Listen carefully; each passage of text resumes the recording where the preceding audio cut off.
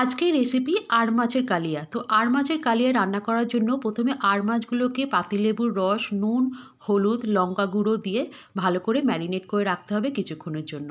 কড়াতে সর্ষের তেল গরম করে পেঁয়াজ কুচি, বেশ কয়েক কোয়া রসুন একসাথে ভালো করে ফ্রাই করে তুলে রাখতে হবে। এবার সেই তেলেতেই মাছগুলোকে ভালো করে ডিপ ফ্রাই করতে হবে। ডিপ ফ্রাই করা হয়ে গেলে মাছগুলোকে তুলে রাখতে হবে এবং মিক্সিতে গোটা সর্ষে, গোটা জিরে, শুকনো লঙ্কা, কাঁচা লঙ্কা, ধনেপাতা ডাঁটি, টমেটো, আদা দিয়ে একটা পেস্ট বানাতে হবে। আর একটা আমাদের পেস্ট বানাতে হবে যেটা হচ্ছে পেঁয়াজ ভাজা এবং রসুনের একটা পেস্ট, যেটা আমরা ভেজে করে রেখেছিলাম। সমস্ত কিছু পেস্ট কড়াতে ফোড়ন দিয়ে সব পেস্টগুলো একসাথে মিশিয়ে ভালো করে কষিয়ে মিক্সি ধোয়া জল দিয়ে ওপর থেকে মাছগুলো দিয়ে রান্না করতে হবে যতক্ষণ না তেল ছেড়ে আসছে।